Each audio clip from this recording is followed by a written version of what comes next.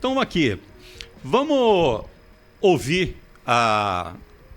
Eu acho que a primeira resposta ali da entrevista ela é bem sintética, embora seja um pouquinho mais longa, mas vale a pena a gente ouvir do Pedro Martins. Pode soltar, Gabi.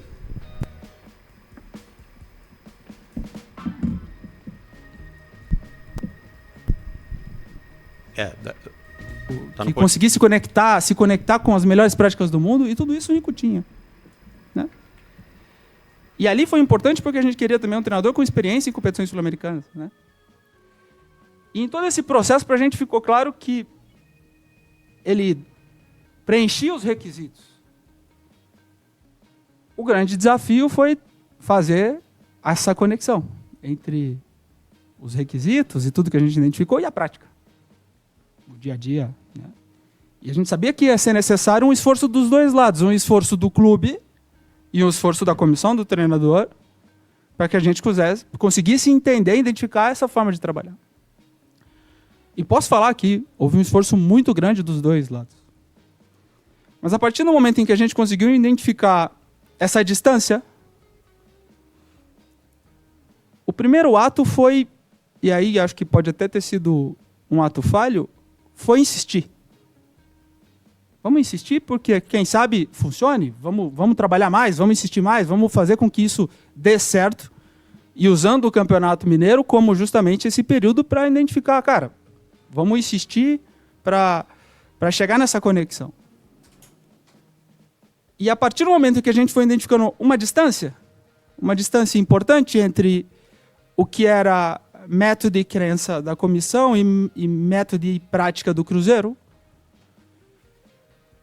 a gente ficou no dilema. E aí? O que a gente faz? A partir do momento em que você quer construir um clube sólido, forte, com as áreas pensantes e que construíssem e se identificassem com a atividade fim, que é o jogo. Né? E aí chegou antes da final, a gente já estava com a decisão pronta de não dar seguimento ao trabalho, porque a gente não via perspectiva. Eu acho que a avaliação de trabalho justamente é essa. Né? É como estamos agora. E se a gente insistir um pouco mais, será que a gente tem perspectiva de fazer funcionar? A gente não vê mais perspectiva. E por isso que a gente reforça aqui que é uma decisão dura, difícil, porque identificamos um potencial, mas que na prática, no fim do dia, não houve conexão entre a maneira do clube trabalhar e a comissão técnica funcionar. E por isso foi tomada a decisão do desligamento. E por isso foi tomada a decisão de vinda do Seabra. Porque se para a gente é muito importante o método do Cruzeiro, o fortalecimento da instituição, fazer com que todas as áreas pensem e se sintam partes ativas na construção do jogo do Cruzeiro, nada melhor do que o fruto desse processo, que é o Seabra. Não só porque ele acredita, mas porque acreditamos que ele tem a liderança, a capacidade e as ferramentas para fazer com que todas as áreas do clube cresçam nesse processo. Muito bem. Aí o Pedro Martins, a gente ouviu um trecho, né, que eu acho que já é ilustrativo. Vai na bola, Dodô. Ô Bob, olha só. O Adroaldo entrou antes com a gente ali e disse o seguinte: independentemente do que acontecesse na final do Campeonato Mineiro, eles já tinham tomado a decisão de demitir o Larcamón. Eu, com todo o respeito que tenho ao Pedro Martins, não o conheço, não acredito. Para mim é uma lorota.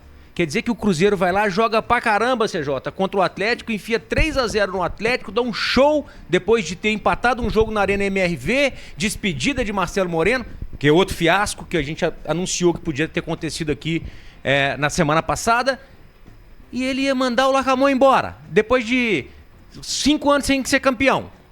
Primeiro título estadual da SAF. Ele ia mandar ele, tchau, vai embora. Você ganhou de 3-0, jogou pra caramba contra...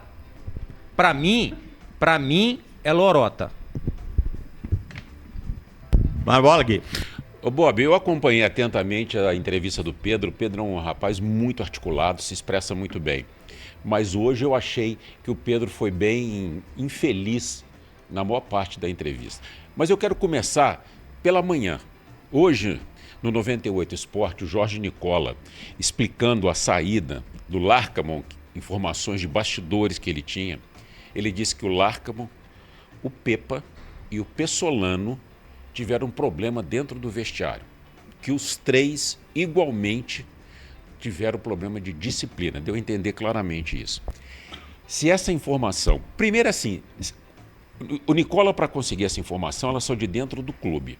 E aí eu acho que é uma covardia enorme, depois que o profissional sai do clube, você começar a ficar vazando os defeitos que ele tem, os erros que ele cometeu lá dentro. Eu acho de uma covardia enorme. Se procede, o problema é muito mais sério. Se 3 treinadores, quase que de forma consecutiva, tirando aí no meio o Zé Ricardo, tiveram problema no vestiário de disciplina, o problema é muito maior do que a gente está imaginando aqui do lado de fora. Depois eu queria falar sobre a declaração dele de que o Larcamon seria dispensado após a decisão, mesmo em caso de vitória. Eu não acredito em nada na vida que você faça sem convicção. Eu não acredito que você entra num grande projeto para ser um vencedor se você não está acreditando naquilo que você está fazendo. Por acaso não vai acontecer. E aí, enquanto a gente viu o Atlético de forma arrojada, corajosa e consciente tomar uma decisão importantíssima antes do primeiro jogo, a gente viu ali o Pedro falando que o Cruzeiro ficou esperando conexão, ver se dava certo, para ver se encaminhava. Eu achei que foi muito infeliz nesse argumento. Outro argumento é que ele disse no decorrer da entrevista a respeito do Fernando Seabra, que lá atrás o Cruzeiro já visualizava que o Fernando seria o treinador do time principal num curto prazo de tempo, mas que ele ainda precisava de um ciclo no Sub-20. E esse ciclo era no Sub-20 do Bragantino. 2 meses. Foi isso que fez o Fernando não ser efetivado no início do ano, para agora ele viver um ciclo no Bragantino. Bom, outro argumento do Pedro é que um dos motivos da escolha do Larcamon seria a Copa Sul-Americana, porque é um treinador internacional, com vivência e tal. Experiência sul-americana ele usou. Jogou. Aí ele jogou uma partida que ele não perdeu. Pedro, eu acho que a torcida hoje ficou com mais dúvidas do que realmente entender os motivos do que aconteceu dentro do Cruzeiro nesses primeiros meses. É preocupante. É muito preocupante porque o Cruzeiro tem jogo na quinta-feira, e aí eu acho que não vai ter dificuldade, mas já tem o Botafogo no domingo, já estreia no Campeonato Brasileiro, dentro de casa, e a torcida vai estar impaciente, né? Eu acho que a torcida sofreu muito. Foi um golpe duro demais o jogo de domingo. Recorde de público no Mineirão, casa cheia, festa para Marcelo Moreno, que, aliás, nos 11 anos que eu trabalhei no Cruzeiro, eu nunca vi o clube organizar festa em dia de decisão. Eu nunca vi.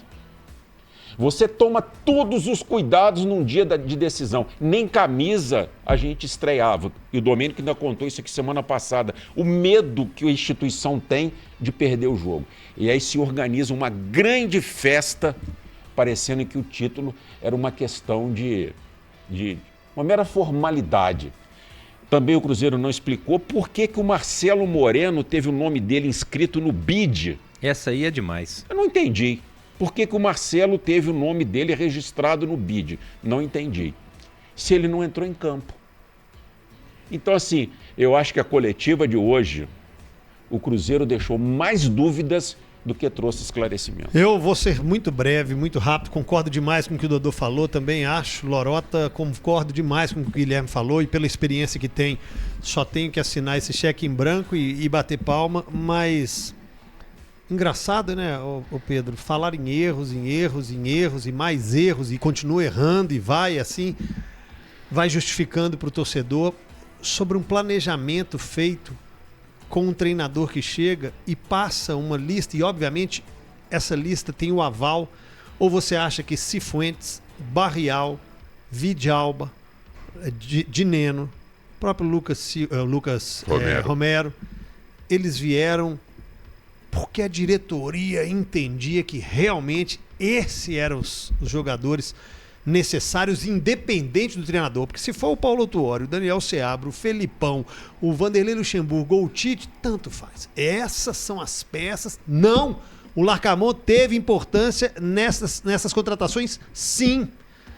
É um planejamento de 14 jogos, ô Bob. Como é que eles observaram isso em 14 jogos, cara? E se tivesse empatado, não falo nem dado show não, tá, Dodô? Empatado e ganhado o título, eu duvido que seria essa resenha. Não, a coisa mais engraçada é quando diz que queremos fazer a coisa de uma forma diferente do que faz o futebol brasileiro. E estão fazendo do mesmo jeito. Tomando decisões tempestivas do mesmo jeito. Mais coração do que razão. Bom, enfim.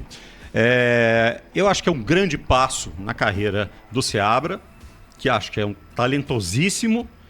E vamos ouvir o que ele falou, pelo menos um trechinho. Coloca aí.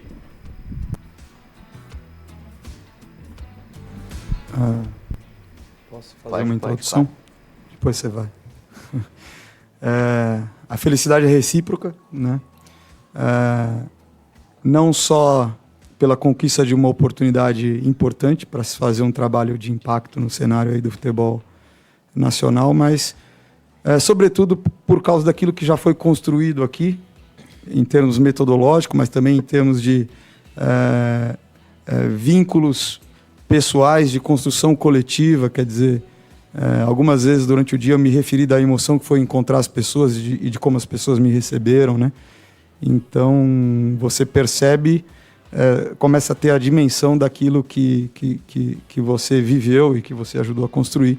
Então, sobretudo, estou feliz com aquilo que a gente vai construir, né? Eu acho que a gente vai avançar ainda mais, né? Então, para além dessa questão da oportunidade minha de carreira de dirigir o profissional do Cruzeiro, é a oportunidade de participar de uma construção de algo que eu tenho o sonho de que seja pioneiro no futebol nacional, porque o Cruzeiro tem essa dimensão, porque proporciona isso. E pelo que a gente já construiu aqui internamente, a perspectiva é muito boa de que isso se aprofunde ainda mais. Merecedor. É um cara muito estudioso, muito inteligente. Hoje um amigo meu falou, e aí, o que você acha? Bom, é uma aposta? Mas é pelo menos uma aposta que já conhece o clube, que tem uma identificação com o próprio clube, que tem um trabalho vitorioso na base. Isso não é receita de sucesso nenhuma, mas pelo menos ele sai um passo à frente, Bob, e eu torço muito por ele. É uma aposta que a gente questiona assim, por que eles estão apostando sempre em gringos? Cadê os novos nomes? Os novos nomes do futebol brasileiro. O Seabra é um novo nome. O Seabra é um novo nome de um estudioso, de um cara que entende muito de futebol. Agora, precisa melhorar o elenco, precisa contratar, precisa dar para ele o respaldo e a tranquilidade de 4, 5 vitórias no Brasileiro. E aí? Pressão para poder mandar embora? Ou não vão acreditar? Entende? Então, assim, torço muito pelo sucesso dele, mas é um jovem e é uma aposta um pouco mais conhecida.